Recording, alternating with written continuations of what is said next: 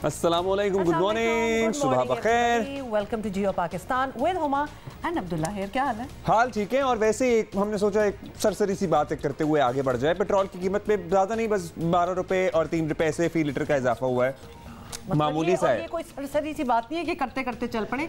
इस पे तो हमें पूरी एक्सटेंडेड लॉन्ग एक डिस्कशन होनी चाहिए कि हमारे साथ ऐसा क्यों हो रहा है। देखिए अब जितना तवातुर के साथ ये हो रहा है, और आपको पता है ये वैसे हम सीरियस नहीं है, तंजन कह रहे थे ये कि मामूली सा इजाफा है, बस ठीक है, ये भी बर्दाश्त कर ही लेंगे। पहले भी जितने इजाफे हुए हैं बर्दाश्त कर ही लिए हैं। अच्छा, और फिर जी अगर ये आइसोलेटेड एक इंसिडेंट हो ना कि जी कभी हो गया बहुत सालों में एक दफ़ा, तो फिर आप बर्दाश्त कर सकते हैं, लेकिन ये होता रहता है। और उसके बाद ये तो एक चीज़ होती है, इसके बाद जब पेट्रोल महंगा होता है तो उसके बाद हर चीज़ पे उसका असर पड़ता है। फिर everything actually goes up, whether उसने ऊपर जाना हो या ना जाना हो, लेकिन बहाना अच्छा पड़ जाता है। और पेट्रोल महंगा हो गया तो अब हम क्या देखिए, ये बात तो तय है, पेट्रोल हमारे यहाँ निकलता तो है नहीं, तो आलमी मंडी में जो भी कीमतें होंगी उसका असर पाकिस्तान पर भी पड़ेगा। लेकिन पेट्रोल नेवी वाली हकीकत भी अपनी जगह मौजूद है, और साथ ही साथ हमारे पास जो अल्टरनेटिव ज़राए ऑफ एनर्जी हैं वो ना होने के बराबर हैं। हमारे पास इलेक्ट्रिक व्हीकल्स कितनी है, मैं परसों तरसों पढ़ा था, चाइना में रिकॉर्ड तादाद में इलेक्ट्रिक गाड़ियां बिकी हैं। पूरी दुनिया है started converting, shifting, and then obviously उनके वो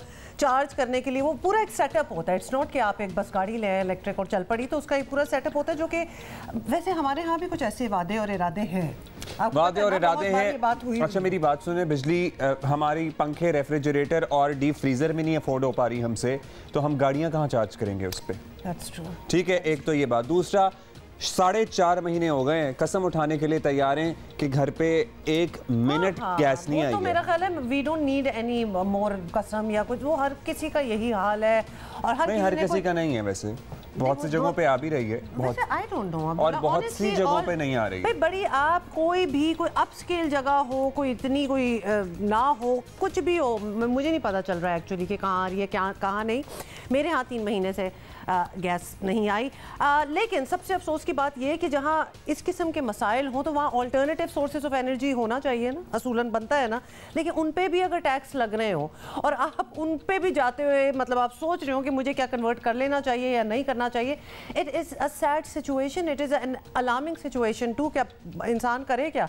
और बाय द वे सुनने में ये आ रहा है गर्मियों में भी यही सिचुएशन, यही सूरत हाल रहेगी। इस पर हम ज़रा तफसीली बात करने की और मौक़िफ़ लेने की कोशिश करेंगे, क्योंकि भाई मैं तो अपना बता दूं, मैं तो LNG सिलेंडर पे शिफ्ट हो चुका हूं, लेकिन ये आसान काम नहीं है। इसमें आपको अपने चूल्हों की पूरी नोजल्स वोजल्स तब्दील करनी पड़ती हैं, पूरी कन्वर्जन होती है। या फिर आप ये कर लें कि अपना जो मेन चूल्हा मौजूद है उसको उसी तरह रहने दें, इस आस में, इस इंतजार में बैठे रहें कि कभी गैस आई तो आई। एक छोटा 2 बर्नर का चूल्हा ले लें, उसको LNG के साथ आप कनेक्ट कर सकते हैं। तो ये सब कुछ अब जिंदगी में हमारे मसले कम होने के बजाय ना मसले बढ़ते चले जा रहे हैं, और हम थोड़ा सा पीछे जा रहे हैं। मतलब इन चीज़ों से हम तजावज़ कर गए थे, लेकिन हम हमारे पास बहुत कुछ है बात करने के लिए। और वैसे ही हमने बताया ना आपको, 12 रुपए 3 पैसे इजाफा। सो पॉइंट टेबल की शक्ल भी कुछ अब निकल कर सामने आ रही है। But I was feeling very bad. वो जो हम लोगों से पूछ रहे थे, महंगाई की बात हो रही थी, पेट्रोल की बात हो रही थी, तो कह रहे थे इमरान खान, हम एक्सपेक्ट कर रहे थे कि जी इमरान खान चेंजिंग लेके आएंगे, लेकिन वो चेंजिंग नहीं आई।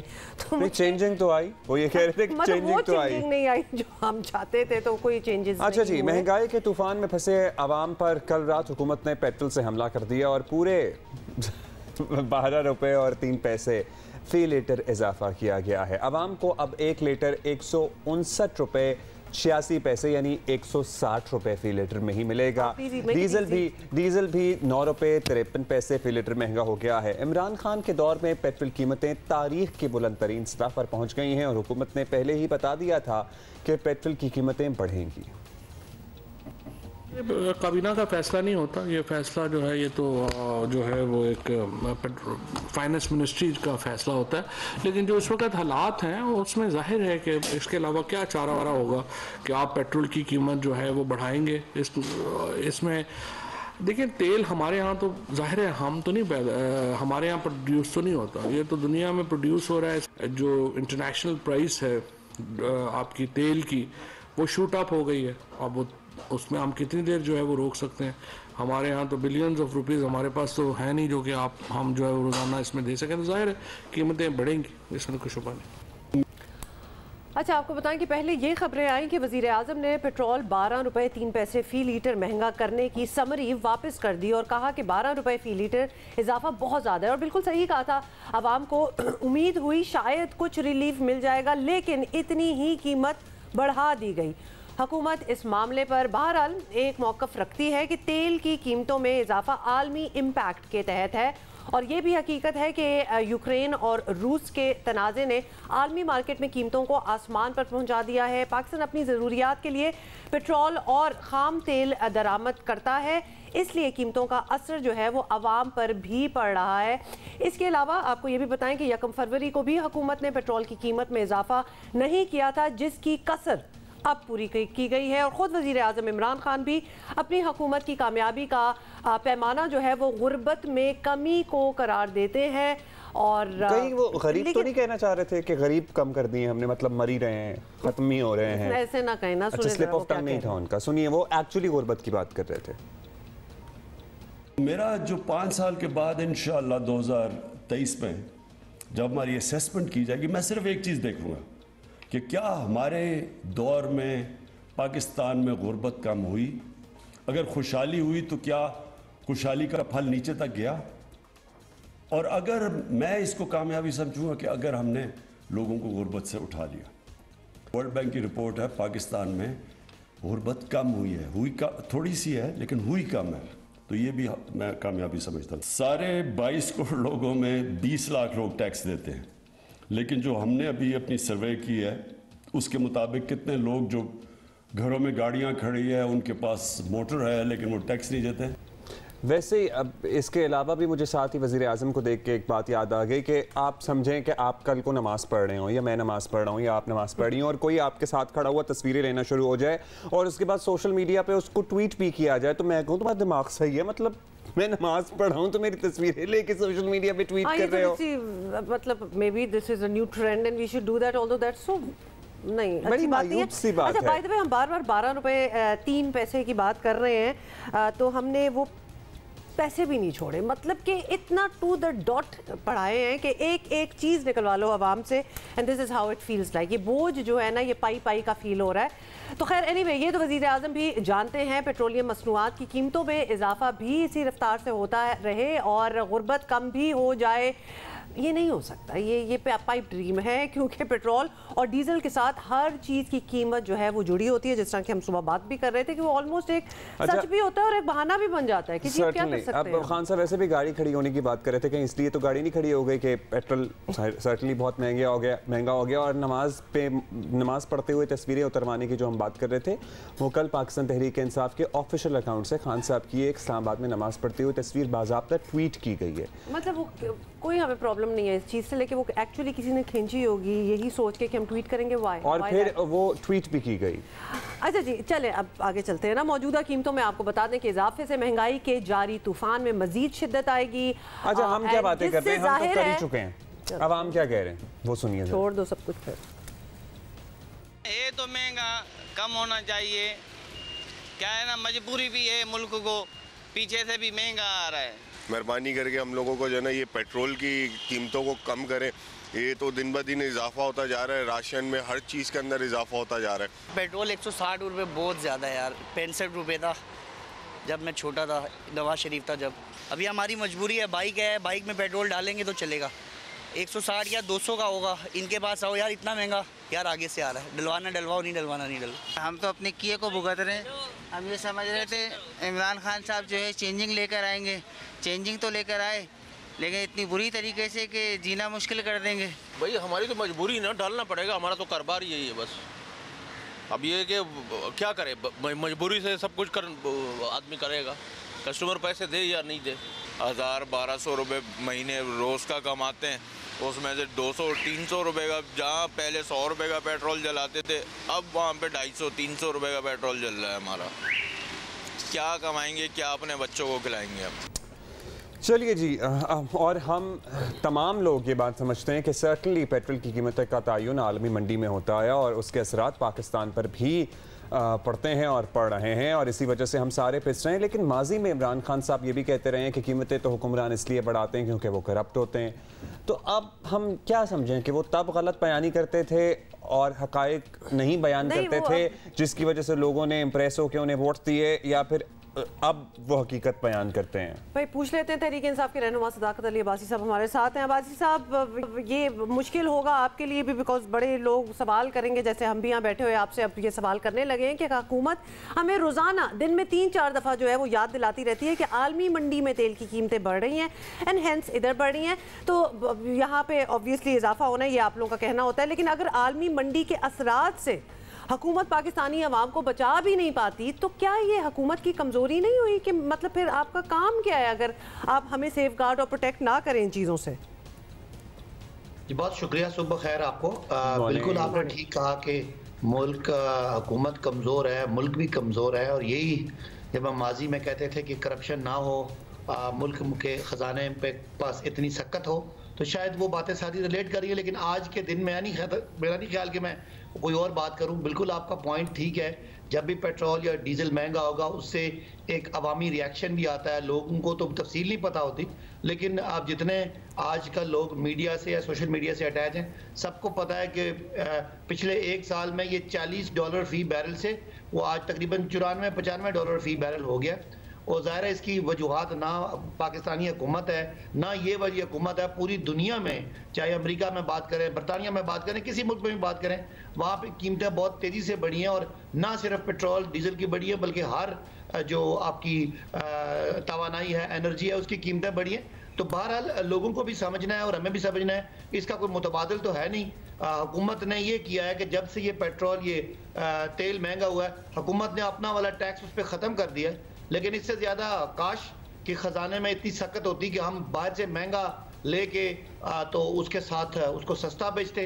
लेकिन जो आपने पेट्रोल की और ये गुर्बत के खात्मे की बात की, वो अगर आप सवाल करेंगे तो उसका मैं जवाब देना चाहूँगा। सर्टनली अब्बासी साहब, this makes perfect sense. Petrol बाहर से, हमारा अपना तो प्रोड्यूस होता नहीं है, बाहर से आता है, महंगा मिलेगा तो महंगा ही बिकेगा आगे। लेकिन एट द सेम टाइम माजी में इमरान खान साहब, आपको पता ही है, या उसको पॉलिटिकल रिटोरिक के तौर पर लें कि जब वो कहते थे कि अवाम, जब हुक्मरान करप्ट होते हैं तो वो कीमतें बढ़ाते हैं और सारा बोझ अवाम पर ट्रांसफ़र करते हैं, तो वो पॉलिटिकल रिटोरिक ही थी फिर सर्टनली, क्योंकि अब उनको हक़ाइक़ का शायद मालूम हुआ है, उस वक्त उनको इतनी फहम नहीं थी, और वही सब कुछ हो रहा है जो माजी में भी होता रहा। अब्दुल्ला, आपने जो वज़ीर आज़म का जुमला सुनाया वो बिल्कुल ठीक है, लेकिन उसके पढ़ने का अंदाज ठीक करना पड़ेगा। वज़ीर आज़म पेट्रोल की कीमतों को बेस नहीं बना रहे थे। वज़ीर आज़म उस वक्त इशू बना रहे थे करप्शन को, और करप्शन के असरात बता रहे थे लोगों को कि करप्शन की कीमत महंगाई होती है। वो महंगाई की वजह करप्शन की बात नहीं कर रहे थे। तो कहने की बात है, उस वक्त पूरे मुल्क में कैंपेन चल रही थी करप्शन को हाईलाइट करने की। आपको पता ना, लोग कहते थे क्या हो गया, फलां लीडर खाता है तो क्या हुआ, वो लगाता भी तो है। आपको पता ना, हमजा शहबाज कहते थे बच्चों कोई बात नहीं, करप्शन को चलने दें, करप्शन होती रहती है तो फिक्र ना करें। तो वो करप्शन की जो कॉन्सिक्वेंसेज हैं कौम को, उसको बताते हुए जो जुमले हैं, उसको आप अगर आज की सिनेरियो में आप चलें उसको हम जरा दूसरे तरीके से इंटरप्रेट करें, आप ये कहना चाह रहे हैं। आप ये बताइए, एक और भी हमने आपसे पूछा, जी जी, प्रॉब्लम महंगाई नहीं थी, प्रॉब्लम करप्शन थी, जिसकी वजह से तब तो अब, लेकिन जो महंगाई हो रही है वो करप्शन की वजह से आप कहने नहीं हो रही है। अब एक और बताइएगा, एक रूटीन सी बन गई है, समरी भेजी जाती है, उसके बाद वो बड़ा फखरिया अंदाज में कोई शहबाज गिल साहब या XYZ कोई ट्वीट कर देता है कि जनाब समरी तो इतनी की आई थी, लेकिन हम इतने की नहीं बढ़ा रहे, कीमतें इतने में बढ़ा रहे हैं, लेकिन बाद में वो कसर भी पूरी कर दी जाती है। तो सर ये बड़ी अजीब सी भौंडी सी कोशिश लगती है कम्युनिकेशन मतलब की। वो इतनी सिंसियर कोशिश नहीं करती। तो जितना समरी आ रही होती है फिर उतनी ही बढ़ा दिया करें, क्योंकि अल्टीमेटली तो बोझ आ ही जाना होता है आवाम पे। नहीं, let me explain the sense behind this. इसके पीछे क्या सेंस है? एक आपका टेक्निकल इदारा है ओगरा, जो पूरी एग्जैक्ट कीमत बताता है कि ये है जी सिनेरियो। आप कहते हैं कि ये ना किया करें। आपको याद दिलाने के लिए पिछले जो 15 दिन है उस वक्त ये नहीं बढ़ाया गया था। हर 15 दिन में एक तरीका कार तय हुआ है कि 15 दिन में बैन अवी कीमतों को लोकल कीमतों में रिफ्लेक्ट किया जाता है। कभी बढ़ाई जाती हैं, कभी कम की जाती हैं। ये आपकी बात ठीक है कि पिछले कुछ अर्से सिर्फ बढ़ ही रही हैं क्योंकि दुनिया में बढ़ रही हैं। लेकिन आपका ये कहना कि समरी रिजेक्ट नहीं होती, जरा आप 15 दिन पीछे जाएं तो समरी रिजेक्ट हुई थी, और वो आज अगर रिजेक्ट नहीं हुई तो वज़ीर आज़म देखते हैं, हुकूमत देखती है कि क्या इस वक्त हम कोई और जरिया है या और प्रेशर है या हम इसको कोई डेफर कर दें? तो लास्ट टाइम इसको डेफर किया था ये तवक्को में कि शायद अगले 15 दिनों में ये सस्ता हो जाए तो हम बर्दाश्त कर लें, लेकिन अगले 15 दिनों में और महंगा। चलें जरा सियासी बात भी कर लेते हैं। कल पीपल्स पार्टी ने भी अपने मार्च का रूट पूरा जारी किया है। इसको भी ये भी बड़ा इफेक्ट होगा इस महंगाई की वजह से, क्योंकि आपको पता है कि महंगाई का जो तूफान आएगा, हुकूमत माने या ना माने, अवाम का गुस्सा ऑब्वियसली बढ़ेगा इस चीज से। बाजी साहब, I am sure you will agree with that. तो लॉन्ग मार्च के दिन करीब आने क्यों है आपको पता ही है, तो ये अवामी गुस्सा जो है सियासी तौर पर अफोर्ड किया जा सकता है, बिकॉज ये उस तरह यूटिलाइज हो जाएगा। मे बी देखिए हुमा, दो अलग चीजें हैं, एक महंगाई का मुआशी पहलू है और एक महंगाई का सियासी पहलू है।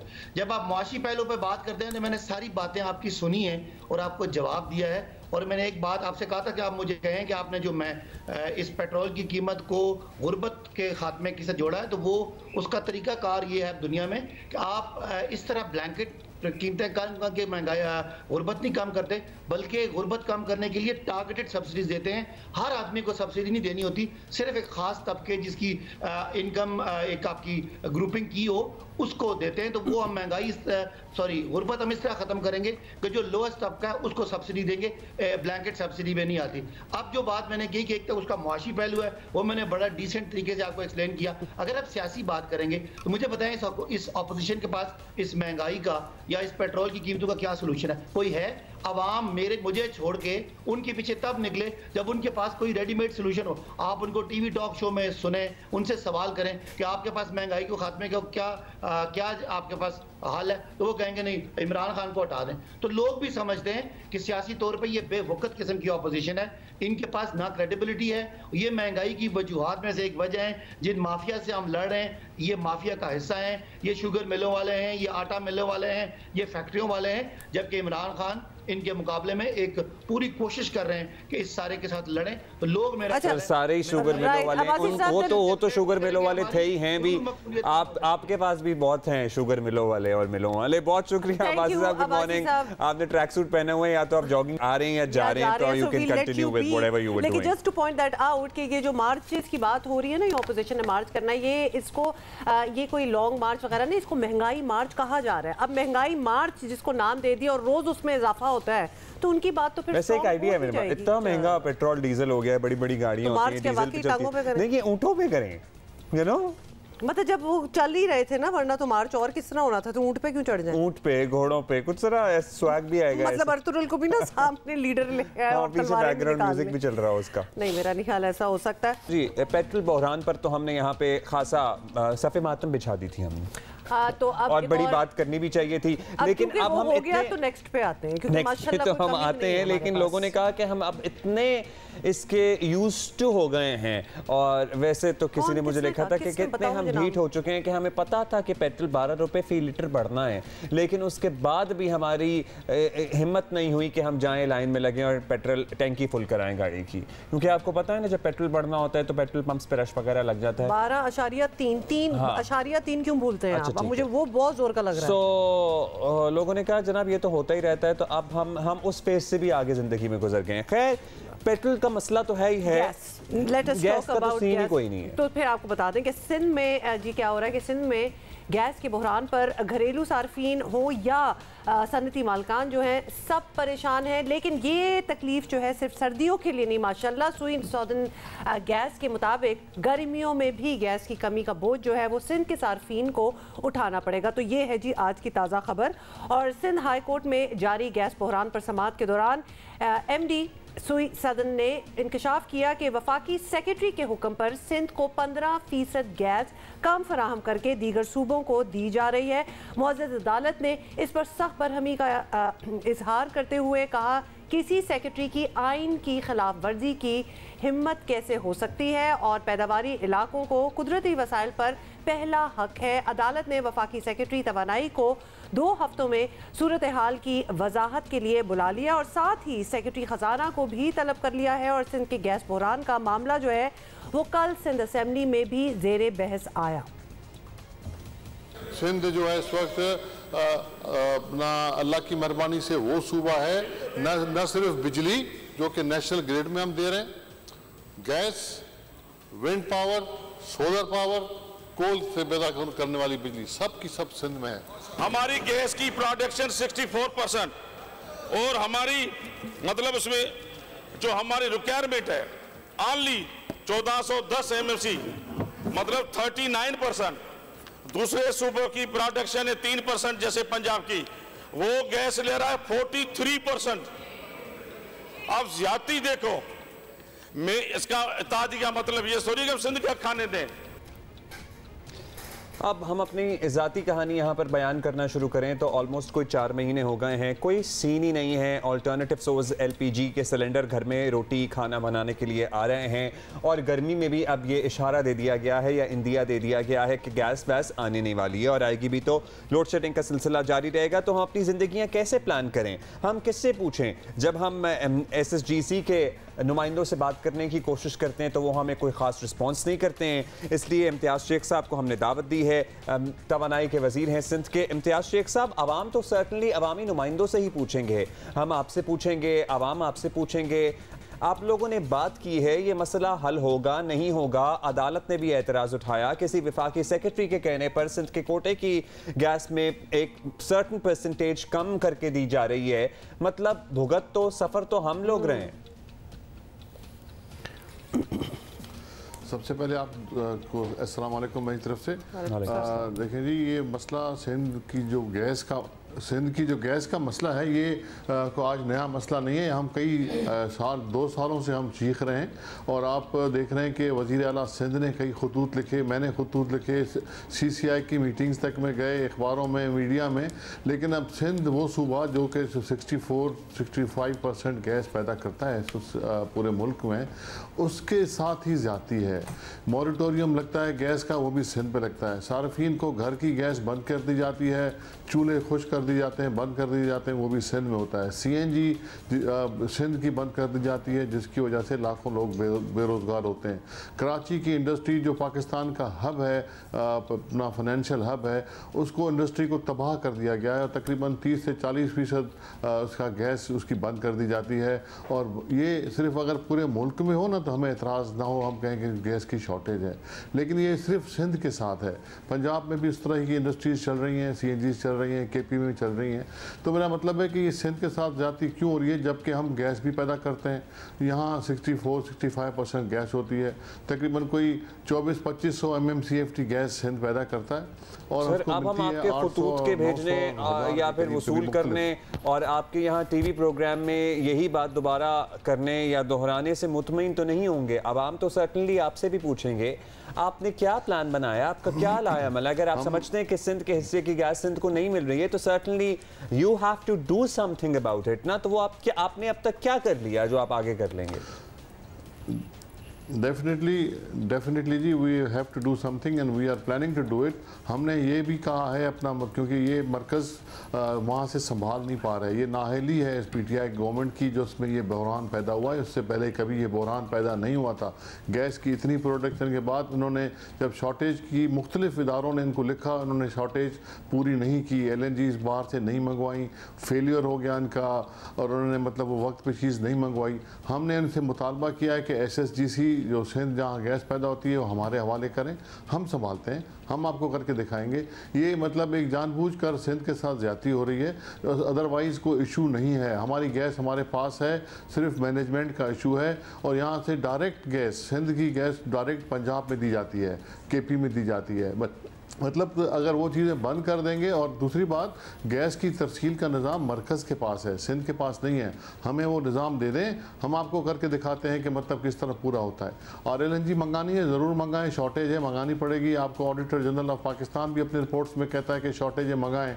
और इदारे भी आपको कहते हैं आप मंगाएं, लेकिन आप वक्त पर वो गैस नहीं मंगाते। वो किसका कसूर है? वो तो फेडरल गवर्नमेंट का कसूर है।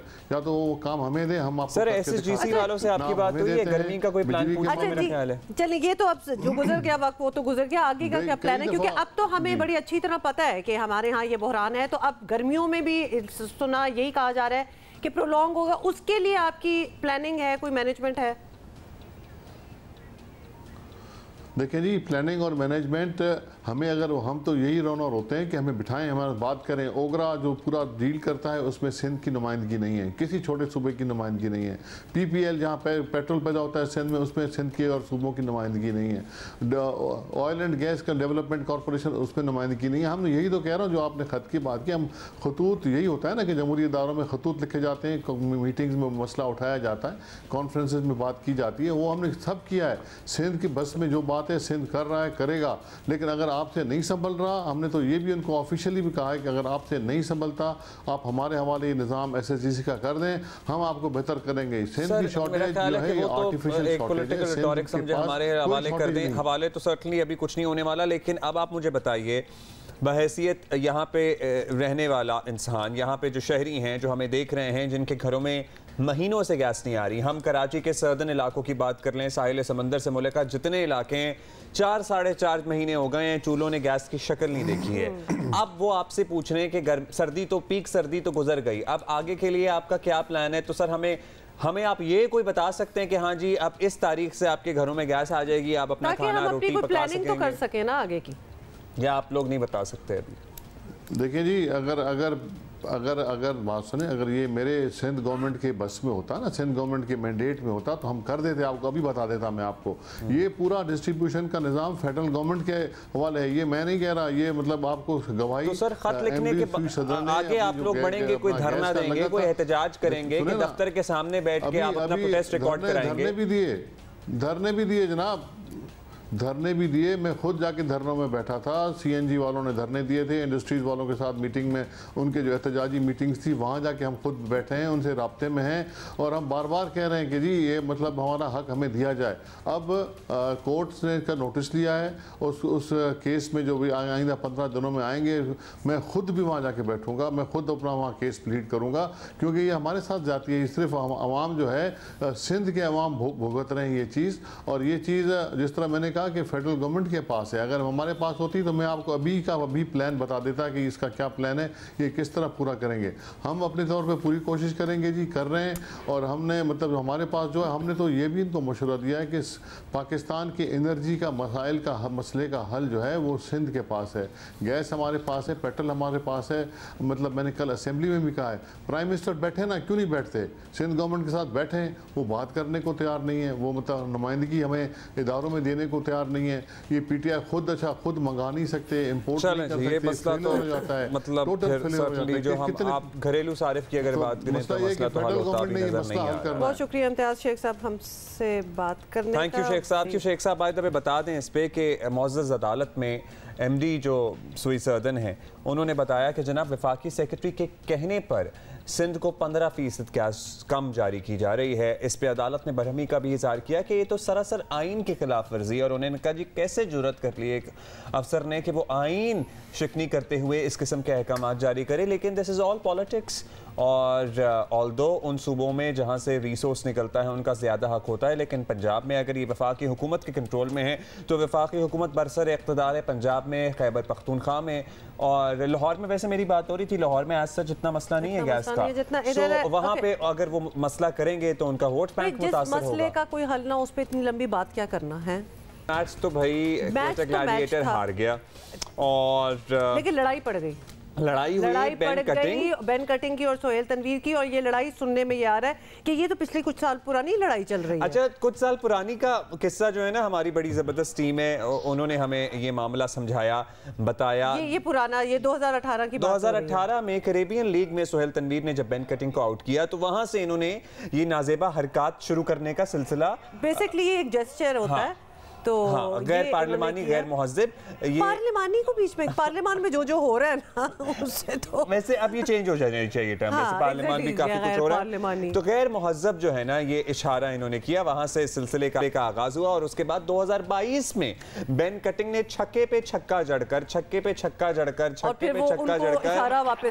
इशारा वापस लौटा दिया, हाँ वापस लौटा दिया। और सोहेल तनवीर ने इस मरतबा, चूंकि वो पहले इशारा कर चुके थे और उन्हें पता था कि बेन कटिंग हिसाब बराबर बराबर कर रहे हैं, एक दफ़ा उन्होंने इग्नोर कर दिया, लेकिन उसके बाद बेन कटिंग ने दोबारा छक्का मारे और उसके बाद वो कुछ बड़बड़ाने लग गए। हाँ, तो जब वो बड़बड़ाने लग गए तो सोहेल तनवीर आए और उन्होंने जवाब देने की कोशिश की और फिर एम्पायर आया बीच में और उसने मामले को जरा सॉर्ट आउट करने की कोशिश की, रफा दफा करा दिया मामला। वैसे तो ऐसा होना नहीं चाहिए, लेकिन sometimes, very few times the matches are so boring, not these, PSL की बात नहीं कर रहे कि इस किस्म की कोई चीज हो तो लगता है तड़का लेकर रख दिए थे, मैंने लेकर बैठा था क्योंकि एम्पायर ने मामला रफा दफा करा दिया। हालांकि तुम एक्साइट हो गए। हाँ, मैं एक्साइट हो गया और दोबारा मैंने वो पॉपकॉर्न का डब्बा उठा लिया क्योंकि जब सोहेल तनवीर ने ही कैच आउट जब हुए बेन कटिंग तो उन्होंने उनका कैच पकड़ा और उन्होंने वो इशारा दोबारा लौटा दिया। तो ये इशारा जो है ना, ये इधर से उधर होता चला जा रहा है और हमें नहीं पता कि एक अब बारी आ रही है बेन कटिंग की। अगली दफा क्या होता है? पल्लड़ा आज किसका भारी? तो दो दफा इशारे कर दिए सोहेल तनवीर ने, एक दफा इशारा किया है बेन कटिंग ने।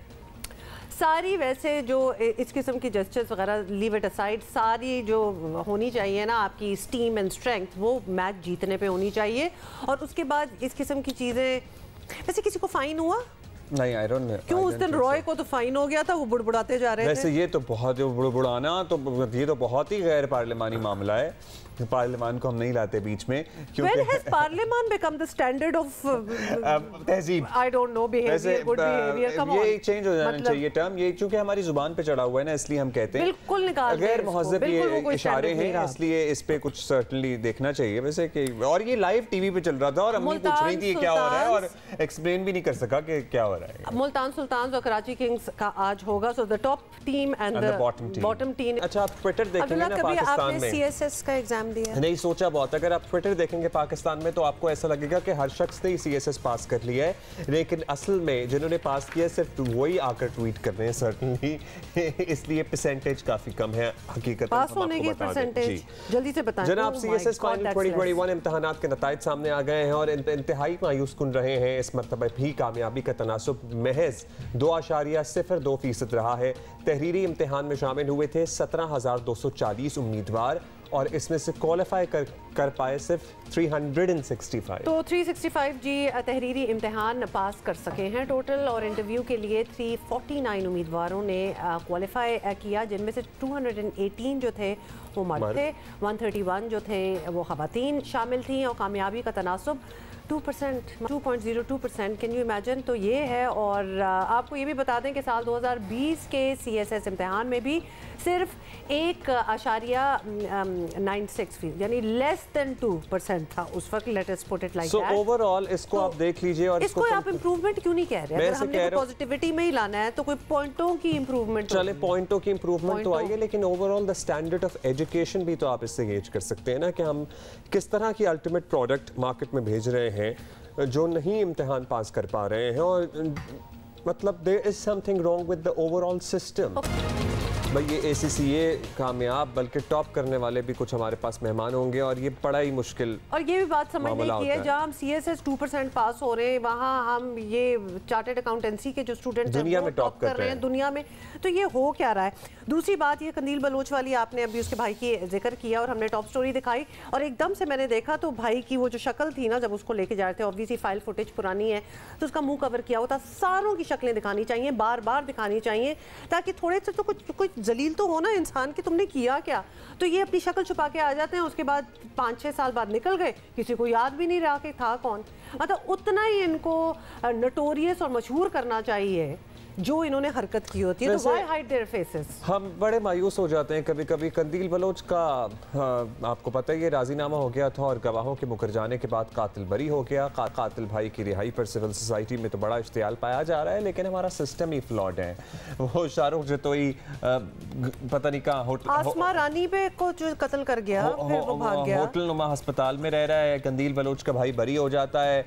सिविल सोसाइटी, मीडिया समेत दीगर प्लेटफॉर्म्स पर आवाम का गमगुस्सा नजर भी आ रहा है। वज़ीर इत्तलात फवाद चौधरी ने भी ट्विटर पर फैसले पर तबसरा करते हुए कहा कि हमें बहैसियत कौम ऐसे निज़ाम पर शर्मिंदा होना चाहिए कौमें तो ऐसे निज़ाम पर शर्मिंदा हो, अब कौम तो है कि नहीं है, लेकिन हुकूमत को भी इस मामले पर शर्मिंदा होना चाहिए कि ये निज़ाम ठीक करना है, निज़ाम बनाना, निज़ाम में बेहतरी लाना तो हुकूमत का काम है। आवाम और कौम किस तरफ देखे, ये निज़ाम ख़राब है तो इसे ठीक करना सर आप ही की जिम्मेदारी है, सिर्फ शर्मिंदगी से बात नहीं हमारे साथ हैं और चूंकि हम ये बात कर ही रहे हैं तो क्यों ना उन्हीं से बात कर लें। फवाद चौधरी साहब, thank you so much for joining us. बड़े परेशान हैं हम और अवाम बहुत परेशान है कि अभी तक जितने हाई प्रोफाइल ख़वातीन के अगेंस्ट ऐसे केसेस आए हैं जहां उनको कत्ल कर दिया गया है, वहां सजाएं ऑलमोस्ट हुई नहीं है। हमारे पास कोई ऐसा सिस्टम नहीं है, कोई डिटरेंट वैल्यू नहीं है, कोई हम चीज़ कंपैरिजन कर सकें कि देखो वहाँ ये सज़ा मिली थी तो अब भी मिली चाहिए, सज़ाएं तो होती नहीं हैं। और सर आप वफाकी वजीर की हैसियत से तो हमें जवाब नहीं, लेकिन हम आपसे रहनुमाई भी लेना चाहते हैं कि ये क्या मसला है जो हल नहीं हो पा रहा बहैसियत वकील, चूँकि आप वकील भी हैं। देखें जी, मसला जो है वो कानून में इतना ज़्यादा नहीं है, कानून जो है वो पहले ही मौजूद है। मसलन ये जो आप अगर बात करें कि ये जो कंदील बलोच के भाई को जो एक्विटल हुई है, ये केस एक से ज्यादा बार इसको सुप्रीम कोर्ट भी कह चुकी है। यहाँ पे कानून भी बड़ा वाज़ेह है कि ये फसाद फिल अर्ज है, और फसाद फिल अर्ज के जो केसेस होते हैं उनमें कसास जो है वो नहीं वाजिब, वो सिर्फ रियासत जो है वो माफ कर सकती है।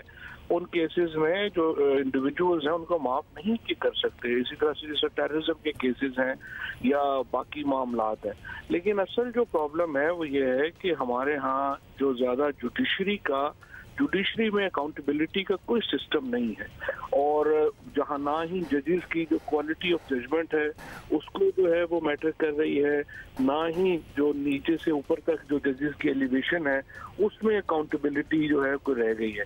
लिहाजा जजेस के जो गलत अप्रोच है उसको रेक्टिफाई करने का कोई तरीका नहीं है, और उसको रेक्टिफाई करने के लिए जो कॉन्स्टिट्यूशनल अमेंडमेंट चाहिए उसके लिए 2/3 अमेंडमेंट चाहिए। ये अभी जो अब्दुल्ला तकरीर कर रहे थे कि हुकूमत को शर्मिंदा होना चाहिए और ये वो इसलिए कर रहे थे कि उनको पता ही नहीं है कि किसने क्या करना है, पार्लियामेंट का क्या फंक्शन सर। आप कंसेंसस डेवलप कर लेना, मतलब आप हमारे पे तो आ जाते हैं कि हमें नहीं पता किस पे क्या करना है, लेकिन इस टाइम हम बड़ी इंपॉर्टेंट बात कर रहे हैं। I guess instead of getting into this बहस कि हमें पता ही नहीं है कि किसी ने क्या करना है, let's talk about something constructive, हम सब मिलकर बात करते हैं। जब आप प्रोग्राम पे बैठा करें ना, टीवी पे बैठा करें, पढ़ के बैठा करें, और इस तकलीफ सुबह जो झाड़ देते हैं आप बगैर उसके। अच्छा फवाद साहब, आप हमें हमेशा आके सुनाते हैं, हम इतना इंपॉर्टेंट टॉपिक पे बात कर रहे हैं और हम ये चाह रहे थे कि हम कोई कंस्ट्रक्टिव बहस कर लें, लेकिन फिर वही मामला शुरू हो जाता है ना। नहीं, कंस्ट्रक्टिव बहस आप करें, उसके लिए जरूरी ये होता है कि पहले 2-4 कॉलिंग करते हैं, पता करते हैं टॉपिक क्या है, इशू क्या है, होना क्या है, इसलिए ताकि आप एक कंस्ट्रक्टिव बात कर सकें। सर आप एक अज्यूम कर लेते हैं ना कि हम क्या कर रहे हैं क्या नहीं कर रहे हैं, तो we know our job and let's talk about your job right now.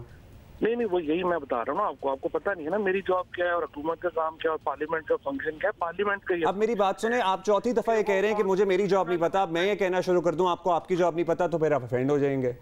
वो तो फिर लोग फैसला कर लेंगे ना, वो लोगों को छोड़ देना किसका क्या है। अच्छा, can we come to the point guys? एक मिनट, आप मुझे बात तो कर लेना ना, आप दोनों शुरू कैरी ऑन। इशू ये है कि एक इसके लिए अकाउंटेबिलिटी के लिए कॉन्स्टिट्यूशनल अमेंडमेंट्स चाहिए। कॉन्स्टिट्यूशनल अमेंडमेंट्स के लिए आपको 2/3 मेजॉरिटी चाहिए। यहाँ पे तो बड़ी बुनियादी बातों पे कंसेंसस नहीं हो पा रहा। मैं आपसे जो कम से कम जो है वो 2 साल हो गए हैं हमें ये कहते हुए कि अपोजिशन को यहाँ पे साथ बैठना चाहिए, और जो बड़े रिफॉर्म्स हैं उसके ऊपर हुकूमत और अपोजिशन एक कंसेंसस करें, और जुडिशियल रिफॉर्म्स उनमें फंडामेंटल हैं ना। आपका इलेक्टोरल रिफॉर्म्स हैं, आपकी जुडिशियल रिफॉर्म्स हैं, या जो आपके बाकी बड़े मसाइल हैं जिसके ऊपर लेजिस्लेशन चाहिए, जिसके ऊपर सिस्टम तब्दील करने की जरूरत है। जब तक हुकूमत और अपोजिशन में कंसेंसस नहीं होगा।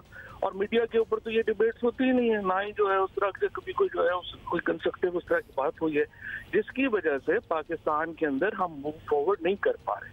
जहाँ पे खड़े हैं वहीं पे खड़े हैं, और अभी भी लगता नहीं कि हम इसमें आगे जा सकें। अब आप मुझे बताएं कि कंसेंसस डेवलप करना किसकी जिम्मेदारी है? सर्टनली 2/3 मेजॉरिटी की जरूरत है, और इसको प्राइमरीली तो हुकूमत की ही जिम्मेदारी समझा जाएगा कि जनाब सबको बिठाएं, बात करें। और ये जो केसेस हैं ये हमारे लिए एक मिसाल हैं कि अगर ये इन्हीं केसेस को लेकर हमारा आवाम का एतमाद उठ रहा है इस किस्म के मामलात में से, तो it is high time that we should all talk about it and resolve this.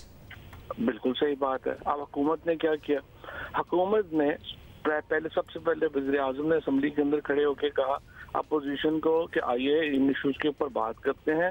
हर दफा जब इलेक्शन होते हैं हम कहते हैं कि इलेक्शन में धांधली हुई है, इसको खत्म करते हैं, आइए मिलके बात करते हैं। उसके बाद उन्होंने कहा नहीं जी आप हमें फॉर्मल इन्विटेशन दें। फिर प्राइम मिनिस्टर ने लेटर लिखा स्पीकर असेंबली को और कहा कि जी आप फॉर्मली इन्वाइट करें। जब फॉर्मली इन्वाइट किया तो पीपल्स पार्टी ने अपने 2 लोग नॉमिनेट किए, PMLN ने अपने बंदी नॉमिनेट नहीं किए, उन्होंने अभी तक नॉमिनेट नहीं किए। उसके बाद जब भी बात हुई है उन्होंने कहा जी बाकी सारे इश्यूज के ऊपर हम बाद में बात करेंगे, पहले आप हमारे केसेस के ऊपर बात करें। तो देखिए इसमें जब आप बैठते हैं बात करते हैं तो थोड़ा आपको पता होना चाहिए किसने क्या रोल अदा किया है, किसने कहाँ पे जो है वो मामले को जिप्रोडाइज किया है। तो आप कह रहे हैं कि आपने अपना रोल अदा कर दिया, ऑपोजिशन नहीं मान रही है इस बात पे बात करने के लिए। चले, आपकी जो ट्वीट थी हमें बहैसियत कौम ऐसे निज़ाम पे शर्मिंदा होना चाहिए, बिल्कुल शर्मिंदा हो गए। नेक्स्ट क्या? अभी आपने एक्सप्लेनेशन दे दी कि क्यों ये पूरा कॉन्स्टिट्यूशनली चेंज होना बड़ा चैलेंजिंग है। तो इस वक्त एट द मोमेंट इतने ज़्यादा केसेस हमारे सामने, हम कर क्या सकते हैं? जी एट द मोमेंट तो यही है कि मैंने कल भी जिस तरह से हमने जुडिशरी को कहा है कि वो प्लीज इसके ऊपर जरा एक इसको वेकअप कॉल सुने, क्योंकि देखिए जुडिशरी में हम एग्जेक्टिव इंटरफेरेंस नहीं कर सकती। हम तो नहीं जजेस के जो डिसीजन है उसको देख सकते। एक है जुडिशियल एवेल्यूएशन जो अपील में जाएगी, सुप्रीम कोर्ट देखेगी। एक है उसकी एडमिनिस्ट्रेटिव एवेल्यूएशन। एडमिनिस्ट्रेटिव एवेल्यूएशन जो है उसका कोई सिस्टम ही नहीं है जुडिशरी में। ना चीफ जस्टिस जो है वो अपने जो जुडिशियल कमीशन बने हुए हैं, ना वो अपने जजेस की क्वालिटी देखते हैं जजमेंट्स की, ना वो उनके ऊपर जो है वो कोई कमेंट करते हैं। कभी हमने सुना ही नहीं कि कोई जुडिशरी ने रिपोर्ट दी हो जिसमें जजेस की जो जजमेंट्स है उसकी कोई एवेल्यूएशन की हो, और जिसकी वजह से हमारे यहाँ जजमेंट्स का स्टैंडर्ड जो है वो रोज गिरता ही जा रहा है। और ये जो कंदील बलोच वाला केस है, देखिए ये सरीहन वायलेशन है हमारे लॉ की। अच्छा, ये फसाद फिल अर्द आपने कहा कि इसके जुमरे में आता है, स्टेट सर्टनली इसमें माफ जब तक ना करे मामला नहीं निपट सकता। तो स्टेट फिर कहाँ तक परसू करती है या करेगी? इसको आगे लेकर जाएंगे, चैलेंज करेंगे अगर इस किस्म के केसेस को एग्जाम्पल बनाना है, क्योंकि ये एक कंदील बलोच नहीं है, ये बड़ा सेंसिटिव ऑनर किलिंग का इशू है। मतलब अगर इंसान अपने घर में ही अपने आप को महफूज ना समझे, या किसी को ये पता लग जाए या किसी फैसले से मैसेज जाए कि अच्छा जी अब किसी को भी गैरत के नाम पर कत्ल कर दो, अल्टीमेटली राजीनामा हो जाएगा, छूट जाएगा, तो केस को आगे लेके जाना रियासत की जिम्मेदारी क्या यहाँ बनती है? और इस केस को क्या रियासत आगे उठाएगी? देखिए ये अब आपकी बात बिल्कुल 100% सही है। इसमें आप देखिए जिम्मेदारी रियासत की क्या है। रियासत जो है वो अपील फाइल करेगी और वो कोर्ट में चला जाएगा। वहां पे आप सुप्रीम कोर्ट उसको देख लेगी, उसको रिवर्स करना है रिवर्स कर देंगे एविडेंस स्टैंडर्ड अपने। लेकिन सुप्रीम कोर्ट ने जो आपने जो जिसको you guys have hit the nail on the head कि ऑनर किलिंग के ऊपर सुप्रीम कोर्ट की कम से कम 100 जजमेंट्स हैं। वो कह रहे हैं कि जी इसमें माफी नहीं हो सकती। तो जिस जज ने in violation of supreme court order ये फैसला दे दिया, अब आप उसके ऊपर क्या कार्रवाई करेंगे? सवाल ये है कि जब तक जुडिशरी और एग्जीक्यूटिव का रोल आपने कहा, अपोजिशन पार्लियामेंट का, जब तक ये अपने अपने रोल अदा नहीं करेंगे तो ये मामला तो हल नहीं होगा। हम तो उसी तरह खड़े हुए हैं। अब यहाँ पे मेरी रिक्वेस्ट चीफ जस्टिस साहब से ये होगी कि दिस इज नॉट इनफ कि अगर आप इस केस को सुने और रिवर्स करें, you must take administrative action against the जज। कि आपने कैसे छोड़ दिया जब लॉ बिल्कुल सामने है, सुप्रीम कोर्ट के ऑर्डर्स आपके सामने हैं और आप जो है वो करके चले जाते हैं। अगर हम हर इदारा जो है वो अपना किरदार अदा नहीं करेगा और हम सुबह सुबह उठ के 24/7 जो हुकूमत ही को ब्लेम करते रहेंगे तो मुल्क तो नहीं चल सकता। ये पॉलिटिकल एक ऐसी हो जाएगी। सो इम्पोर्टेंट इज कि ना सिर्फ ये कि पार्लियामेंट अपना रोल अदा करे और हुकूमत अपना रोल अदा करे, बल्कि जुडिशरी भी अपना रोल अदा करे। अच्छा फवाद साहब, और कुछ cases which are actually in the process right now, चलो ये कंदील बलोच वाला तो केस हो चुका है, उसकी बात हो रही है। उस्मान मिर्जा केस, जाहिर जाफर केस, जो कि हमें नजर आ रहे हैं कि इसमें कितने ट्विस्ट एंड टर्न्स क्रिएट किए जा रहे हैं, स्टेट इसमें कुछ कर सकती है? लेकिन ये सबसे इम्पोर्टेंट बात तो ये है कि आपकी जो प्रोसिक्यूशन है उसके ऊपर इम्पोर्टेंट है कि हम मॉडर्न प्रोसिक्यूशन की तरफ जाएं। अब यहाँ पे भी आप देखें एक वीडियो है, उसकी फोरेंसिक हुई है और उसके बाद उसमें जो लड़की है या जो अक्यूज है, क्राइसिस क्या है कि जिसके साथ वो ज्यादती हुई है उसने कह दिया जी मेरे साथ तो ज्यादती नहीं हुई है। अब ये एक प्रॉब्लम आएगी प्रोसिक्यूशन को। लेकिन आई थिंक हमें जजेस को और प्रोसिक्यूशन को मॉडर्न एविडेंस टेक्निक्स को ज्यादा वैल्यू देनी चाहिए, उसको ज़्यादा अहमियत देनी चाहिए। और ऑफेंस को अगेंस्ट हमारे जो सबसे बड़ा प्रॉब्लम है ना पाकिस्तान में, वो जुडिशरी में भी ये जो इम्पैक्ट आ रहा है कि जो क्राइम है ये अगेंस्ट इंडिविजुअल है, ये नहीं होना चाहिए। Crime is always against the state. इसमें जो ट्रॉमा सोसाइटी जिससे गुजरती है, आप उसको इग्नोर करके आगे नहीं चल सकते। लिहाजा इम्पोर्टेंट ये है कि जो जुर्म है उसको आप अगेंस्ट स्टेट लें, अगेंस्ट सोसाइटी लें, ना कि अगेंस्ट इंडिविजुअल। कि एक इंडिविजुअल के खिलाफ हुआ था, उसने माफ कर दिया, केस खत्म हो गया, ये तो कोई तरीका नहीं है। आपकी जो पूरी सोसाइटी जिस ट्रॉमा से गुजरी है वो किधर जाएगा। सो आई थिंक जजेस एंड प्रोसिक्यूशन दोनों को इस चीज़ को रियलाइज करना चाहिए। ठीक, बहुत शुक्रिया जी। फवाद चौधरी साहब वफाकी वज़ीर इत्तलात हमारे साथ मौजूद थे और हम बात कर रहे थे। उन्होंने कहा जी सुप्रीम कोर्ट सर्टनली इस मामले को रिवर्स तो कर देगी, लेकिन एट द सेम टाइम कोई एडमिनिस्ट्रेटिव एक्शन भी होना चाहिए जब कानून वाज़ेह है कि इस किस्म का फैसला लोअर कोर्ट्स की तरफ से आया क्यों है। अच्छा जी, दीगर शोबों की तरह तालीम में भी हमारे पाकिस्तानी तलबा जो हैं वो बहुत से मैदानों CSS के अलावा ACCA भी तो है। आपने ये कर दिया क्योंकि CSS पे तो मैं परेशान हो चुकी हूँ कि उधर हुआ क्या है, लेकिन दिस इज गुड। ACCA और CSS में भी C तो मुश्तरक है और क्या है, इधर तक ही रह जाते हैं बस और कुछ नहीं, हम इधर तक ही ठीक है। आगे चले, आपको बता रहे हैं हम कि जी Association of Chartered Certified Accountants के बैनुल-अक़वामी इम्तहानात में 4 पाकिस्तानी स्टूडेंट्स जो हैं उन्होंने मैदान मार लिया है। लाहौर के तालिब इल्म अरहम अली ने मेंटेनिंग फाइनेंशियल रैकेट के इम्तहान में टॉप किया। लाहौर ही के तालिब इल्म उसामा, उन्होंने मैनेजिंग कॉस्ट एंड फाइनेंस के इम्तहान में टॉप किया। कराची की स्टूडेंट हैं कोमल बावानी, उन्होंने ACCA के मैनेजमेंट फंक्शन में बेहतरीन स्कोर किया है। और पेशावर वाले को हम बिल्कुल नहीं भूलेंगे। और पेशावर के तालिब इल्म है मोहम्मद उमैर जान, इन्होंने फाइनेंशियल ट्रांजैक्शंस के इम्तिहान में टॉप किया है। तो इन चारों को टॉपर्स को मुबारकबाद। लेकिन इनमें से 2 हमारे साथ आज मौजूद हैं। लाहौर से हमें ज्वाइन किया है अरहम अली ने और कोमल भवानी हमारे साथ कराची स्टूडियोज में मौजूद हैं। सो कोमल, अरहम और आपके अलावा जो 2 होनहार तालिब इल्म हैं, उमैर हैं और उसामा है, उन सबको तो मुबारक हो। लेकिन कोमल, आप ही से शुरू कर लेते हैं। ये बताइएगा ACCA एक निस्बतन आसान रास्ता भी इनिशियली कंसिडर होता है जब आप एंटर कर रहे होते हैं कि जनाब ACCA कर लेंगे और उसके बाद बस मास्टर्स कर लेंगे और कम वक्त में आप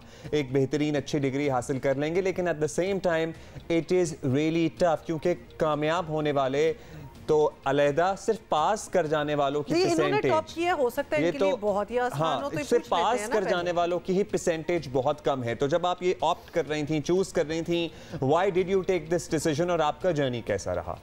अस्सलाम वालेकुम।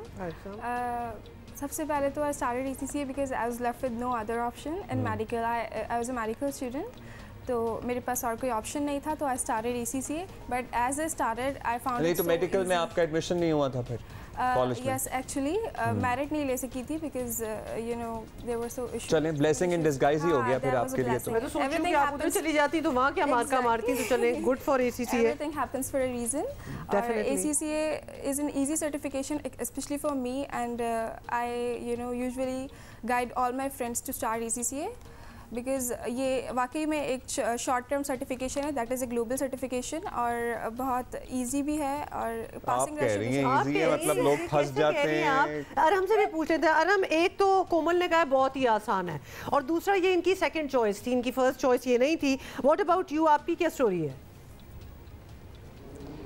मेरी पहले तो लाइक जो यूजुअली पाकिस्तान में होता है कि फैमिलीज़ कहती हैं या डॉक्टर बनना है या इंजीनियर बनना है, Of course। तो मेरा भी यही स्टोरी थी, लेकिन मैंने ख़ुद ऑप्ट किया ACCA को। लाइक मैं शुरू से प्रेफर करता था नंबर्स के साथ गेमिंग करने को, तो इसीलिए मैं ACCA चूज़ किया मैंने।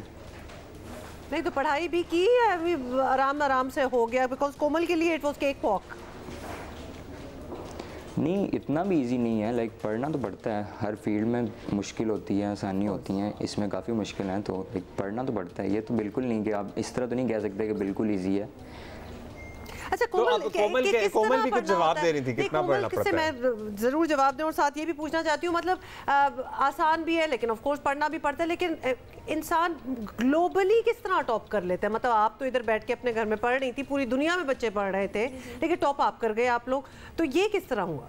It needs dedication. आपको ऑब्वियसली पढ़ना पड़ता है, इजी बेशक सब कुछ होता है, but when you have dedication तो आप कर जाते हो। तो बुक्स को अच्छे से पढ़ लेना, इसके बाद ACCA की 2 लाइक कैप्लान और BPP की कट्स होती हैं, उन्हें सॉल्व करना पड़ता है। तो उसके बाद फिर आप रेडी हो जाते हो एग्ज़ाम के लिए। हब मॉक्स होते हैं वो देते हो, आपको अपना स्कोर पहले से आइडिया होता है कितना आने वाला है।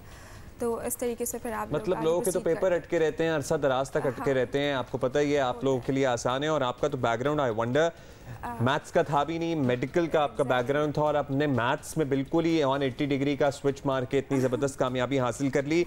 इसके बाद के प्रॉस्पेक्ट्स क्या हैं हम आपसे जानेंगे। ACCA कर लिया, एक इंटरनेशनल सर्टिफिकेशन है, टॉप भी कर लिया, बेहतरीन। Now what? इसके बाद आई वुड प्रेफर पाकिस्तान को रिप्रेजेंट करें किसी इंटरनेशनल लेवल पे, like out of country job, वहाँ पे पाकिस्तान को हम रिप्रेजेंट करें, पाकिस्तान का नाम लाइक रोशन करें। But this is not enough, I think. ACCA के बाद आपको एक आध और डिग्री तो लेनी ही पड़ेगी। ये अभी कोई प्लान तो नहीं किया, लेकिन लाइक फर्दर स्टडीज़ के लिए बाहर जाने का तो प्लान है। यू नो, क्योंकि अब इसके बाद आपको मास्टर्स में एडमिशन मिल जाएगा ना, I think this is equivalent to bachelors.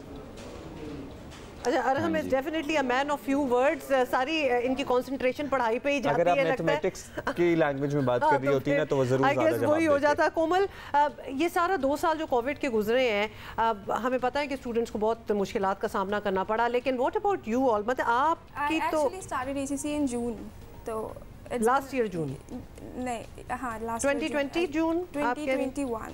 अच्छा, ओके, ठीक है। जो है इट्स बिन 7 मंथ्स, तो 7 मंथ्स में आई गेस इतना कोई खास कोविड का वो आया नहीं, तो बस मेरे पेपर्स वैसे ही जैसे मैं। तो आप you are done in 7 months पूरा ACCA आपने?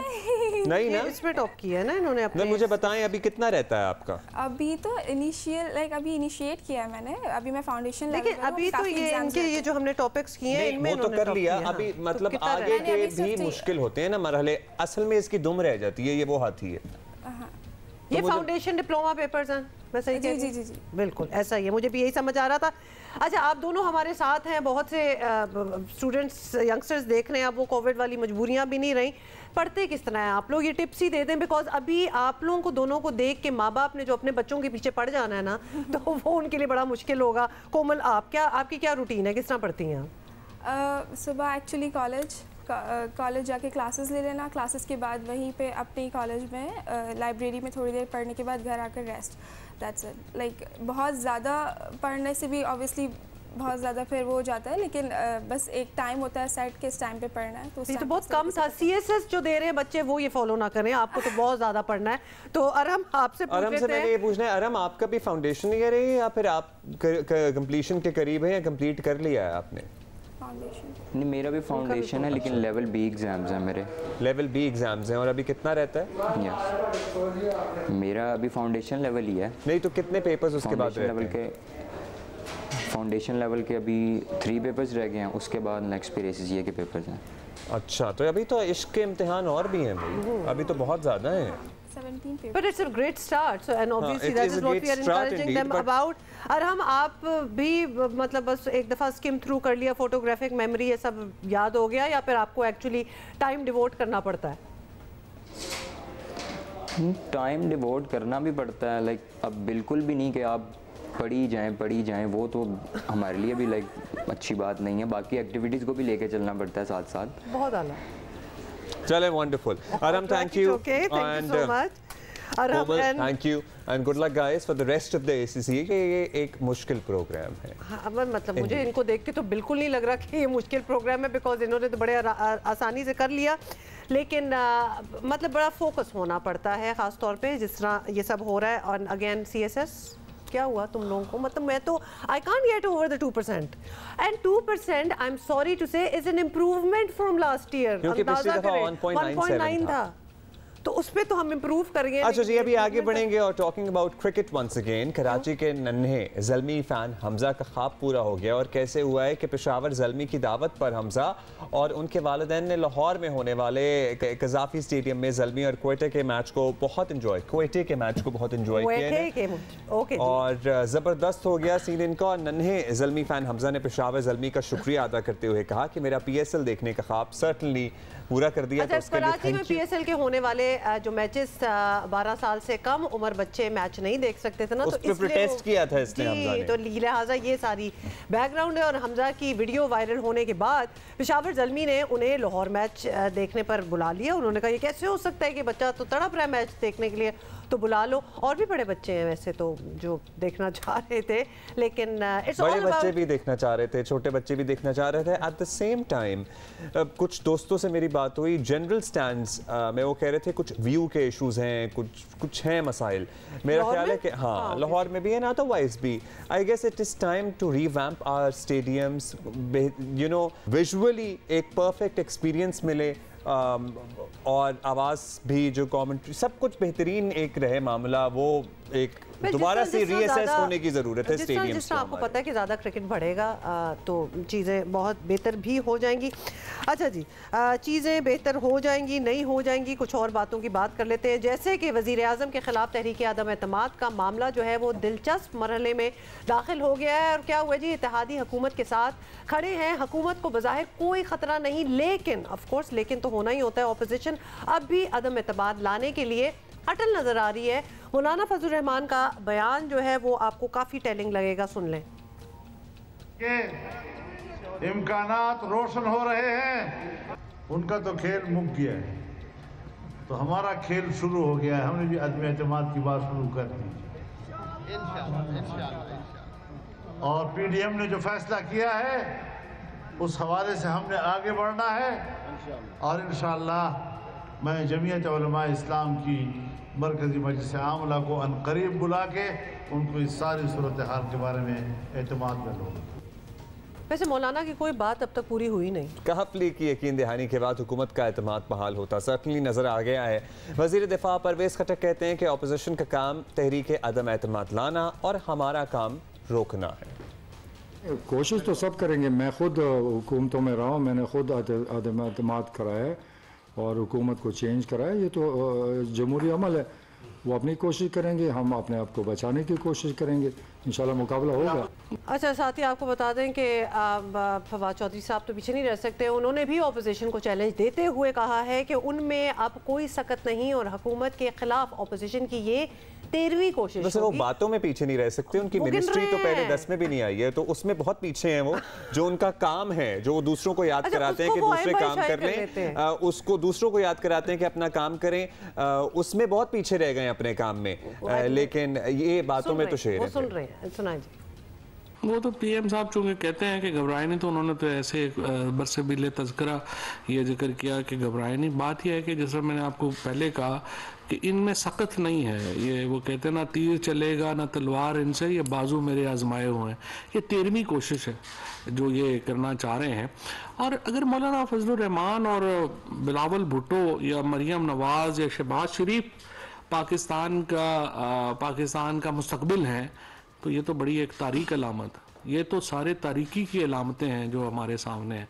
तो इनका कोई मुस्तकबिल नहीं है, ये माजी के लोग हैं। और मैंने पहले भी कहा है कि बिलावल भुट्टो और मरियम को कराची और लाहौर के मेयर से अपना कैरियर शुरू करना चाहिए। अच्छा जी, जुगनू मोहसिन हमारे साथ हैं, मेंबर पंजाब असेंबली। जुगनू साहिबा, आप सबसे पहले तो यही पूछेंगे कि जब से अपोजिशन ने तहरीक अदम एतमाद की मुहिम शुरू की है, एक सीट जो है वो अब बहुत अहम हो गई है। आपकी भी ऑब्वियसली एक सीट है, एक वोट है। समझती हैं कि हुकूमत को घर भेजने का वक्त आ गया है या फिर अपोजिशन कुछ ज़्यादा ही बड़े ख्वाब देख रही है? अगर अभी भी वक्त नहीं आया इस नाअहल हुकूमत को झंडी कराने का, तो मुझे नहीं मालूम कि वो वक्त कब आएगा।